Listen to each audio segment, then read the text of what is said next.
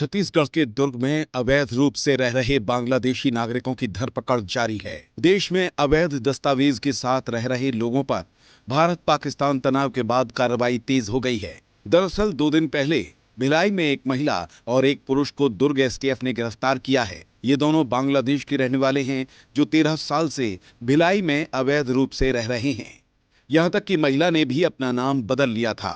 आधार card, passport में अपना नाम ज्योति लिखवाया था, लेकिन महिला का असली नाम शाहिदा खातून है।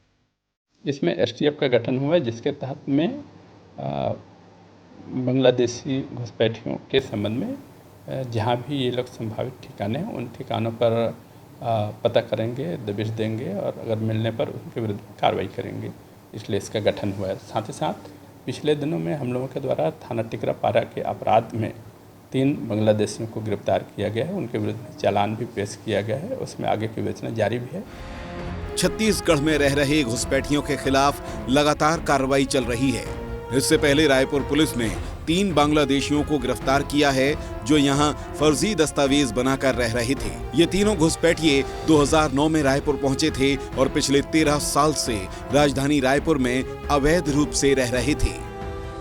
पुलिस लगातार घुसपैठियों के खिलाफ कार्रवाई कर रही है। कुछ महीने पहले भी ऐसी कार्रवाई देखने मिली थी, जहां गलत पता और गलत नाम बताकर 3 लोग की रायपुर में किराए से रह रहे थे और यहीं से पुलिस ने उनको उठाया था। हमारे साथ अंकल मौजूद हैं जो जिनके घर में वो किराए से रह रहे थे। कभी ऐसा शक हुआ कि वो लोग कहीं बाहर के हैं?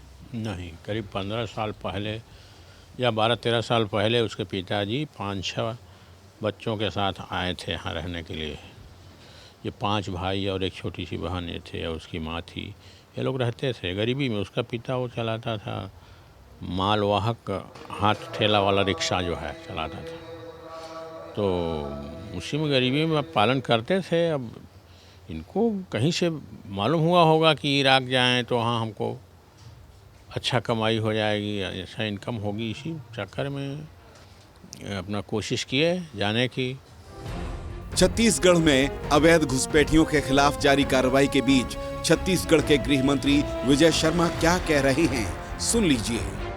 प्रत्येक जिले में एसटीएफ का गठन हुआ है भाई, स्पेशल टास्क फोर्स का गठन हुआ है। हम कॉम्बिंग ऑपरेशन करेंगे।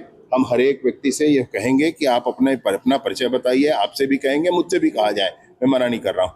ऐसे सारे लोग जो अपनी पहचान छिपाने की कोशिश करते हैं, उनको उनका ऑथेंटिकेशन किया जाएगा, उनकी जानकारी प्राप्त की जाएगी और भारत के बाहर से अगर कोई लोग ऐसे स्पष्टता होती है तो सारी कार्रवाइयां की जाएगी, डिपोर्टेशन भी किया जाएगा। भिलाई से उठी ये गिरफ्तारी देश भर में चल रही अवैध घुसपैठ पर सवाल उठाती है, लेकिन अब जांच एजेंसियां ये पता लगाने में जुटी हैं कि इनके जैसे और कितने लोग देश के अलग अलग हिस्सों में छिपे हो सकते हैं।